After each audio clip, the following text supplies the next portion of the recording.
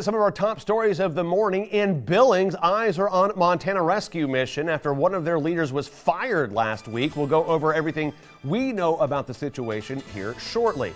And later, beyond the Treasure State, President Trump is once again making headlines after sharing comments about his distrust in acetaminophen and how it, as he claims, is connected to autism.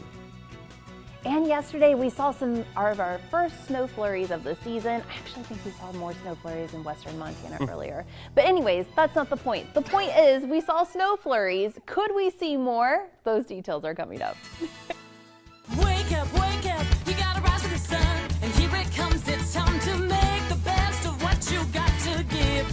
It's all about rising, and I wanna be there. Welcome to Tuesday, everybody. Alongside Chief Meteorologist Tracy Smith, my name is John Martin. We're just recapping where we saw snow yesterday. Well, definitely saw it out of Red Lodge Mountain, but I thought we saw snow earlier maybe a couple weeks ago. Oh yeah. In other mountainous areas. I even think Big Sky saw a little bit of light snow. Yeah, that makes sense. Yeah. High elevations. Yeah. Above 10,000 feet. I don't know. Well, let's talk about the forecast today. Yesterday, okay. So we saw some snowfall. Yep. We saw some rain in portions of the state. Cooler temperatures pretty much across the board. If you're heading out on this Tuesday, the second day of autumn, what can we experience weather-wise? Well, this morning we're watching out for some of those cooler conditions on the backside of that cold front that moved through. That is allowing for a little bit of frost potential. So let's go ahead and take a closer look at what we're seeing right now when it comes to those current conditions. As of western Montana, right now we're down into the low to mid 30s out of Butte and Dillon, mid 30s there out of Kalispell, low 40s out of Missoula. You'll notice as you move more into central Montana, we're still looking at a couple of mid to upper 30s from Bozeman, Livingston, Lewistown, even into Havre. And into the eastern plains, temperatures are more into the low to upper 40s. Northern Wyoming, mostly into the mid 40s. Ooh, brr, cold out of Yellowstone National Park, 28 degrees. We talked about frost potential. Out of northwestern, west central Montana, we do have that frost advisory that's impacting areas like Kalispell, Polson, Missoula, Hamilton, Libby, Thompson Falls, Superior. Just a few towns to kind of mention. This frost advisory will be in place until about 10 a.m. due to temperatures dropping anywhere between the low to mid 30s. Now, if you're headed out the door this morning, we are going to be looking at pretty dry conditions across the entire state, but we're seeing a couple of pockets of impact when it comes to your visibility. As we take a closer look at your visibility on the map, Miles City showing 0 miles of visibility here on this map, and Grable dropping down to at least a half a mile of visibility. So these are areas that you want to give yourself a little extra time out on the roadway, but just kind of checking in with the Miles City area. We are looking at A-OK conditions on this camera, but surrounding areas could see that low visibility impact. So just something to be mindful of. And of course, in your full weather forecast, we're going to go over what you can expect through the rest of your afternoon and evening hours. All right, we look forward to it, Tracy. Thank you very much. And your headlines this half hour: in Billings, the need for emergency shelter options is back in the spotlight after Montana Rescue Mission fired its leader late last week. As we've reported, an internal investigation is happening right now at MRM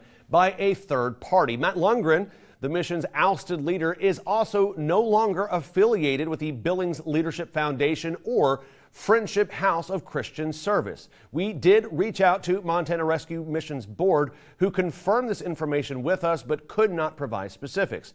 We also spoke with former employees of the mission and other homeless service providers in Billings who expressed concerns over Lundgren's leadership style. They shared what they would like to see from future leadership at the mission moving forward.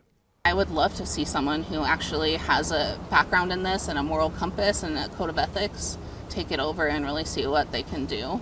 I do believe that with the right mix of community partners, we can move the dial on this. And with the right leadership willing to work together, we can move the dial on homelessness. I really believe that our community has what it needs to be able to provide a lot of different services for persons with different needs. Important to note here, if you or someone you love is experiencing a housing crisis, there are options available still in Billings. Tumbleweed, for example, is for people 25 and under. The YWCA aims to help women in need. And St. Vincent de Paul also has homeless outreach services available.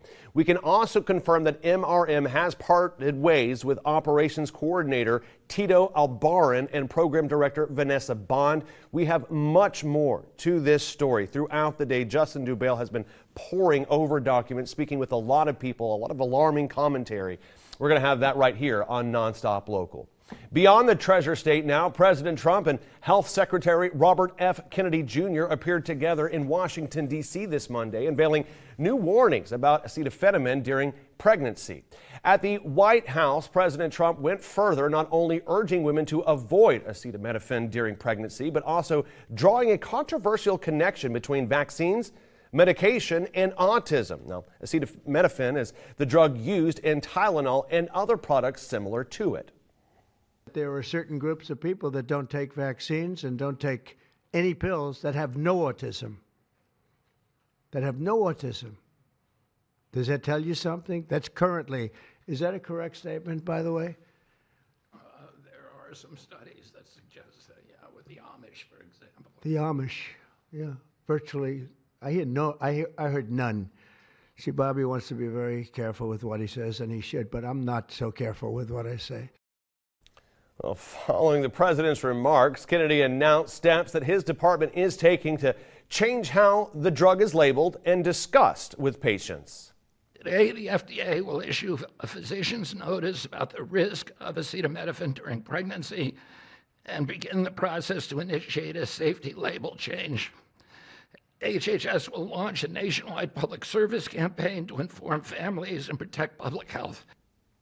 Medical experts stress that decades of research show no proven link between acetaminophen and vaccines to autism, and say that rising diagnosis rates are mainly due to broader definitions and better awareness. Well, this morning, a Montana state senator is being recognized at the national level for his efforts to help fight cancer. Willis Curdy, the Democratic senator out of District 49, received the National Distinguished Advocacy Award from the American Cancer Society this week. Curdy is being praised for his work in tobacco prevention, which the ACS says has made a significant contribution in the fight against cancer. Well, it's still early in the work week, but over in Great Falls, things are kicking off on a productive note, especially for those looking to plan out a successful future. Today, from 8 a.m. until 4 p.m. at the Great Falls College, you are invited to check out WOW, also known as World of Work, is a type of hands-on career fair designed to help young students grade 8 through 10 look toward high-demand, high-wage careers that are available right here in Montana. WOW will have close to 100 interactive exhibits, from medical demos, welding simulators, and more. More than 2,000 students are actually expected to be there. Meanwhile, a little later into the week, on September 24th and 29th, Waterton Glacier International Peace Park is hosting its 22nd annual Science and History event to celebrate scientists, historians, and park experts by giving the public an inside look at the latest research that's now shaping Peace Park. Specific themes of this year's event involve water, wildlife, and park history, and with admission being free on both days, everyone is highly encouraged to join in for an educational experience. It's time for this month's BizBuzz, where we check out what's happening, what's closing, what's opening, what's under construction all across the Electric City. Joey Taylor has the latest on what's buzzing in Great Falls. From new businesses along 10th Avenue South to fresh updates downtown, businesses in Great Falls are on the move. Here's a look at what's opening, what's changing, and what's yet to come. A new splash of color has arrived in downtown Great Falls. Mountain Colors hand-painted yarn opened its doors on Central Avenue on September 20th. The woman-owned shop offers hand-painted yarns made right here in Montana. Over on 10th Avenue South, you'll find plenty of construction and new restaurants on the way.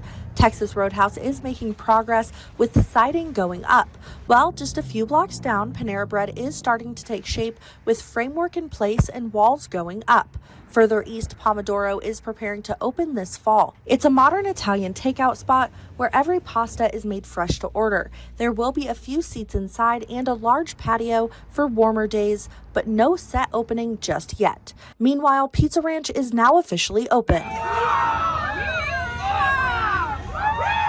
The restaurant held its grand opening September 22nd, with seating first come first serve until birthday party packages roll out in November. This is the largest Pizza Ranch up to date, complete with a fun zone arcade, the buffet, and beer and wine. Back downtown, Elevation 3330 reopened this past weekend under new ownership and management after closing in May.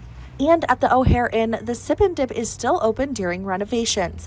You might have to use the gravel driveway to get inside. Crews are giving the pool and restaurant a facelift this week, with the lounge set for a glow-up next week. The Mermaids are expected to return by October 3rd. On the business front, Heroes Rise Coffee Company is relocating its headquarters and roasting operations to Great Falls. The first responder-owned business launches October 6th on 7th Street, with a full headquarters expansion planned by 2027.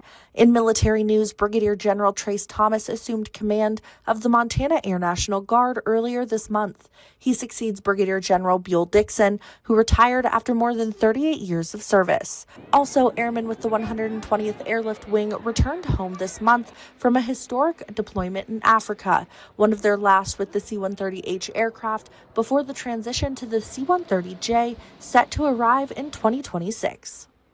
From yarn shops to new restaurants, coffee roasters, and even military milestones, there's always something happening here in Great Falls. I'm Joey Taylor, NonStop Local.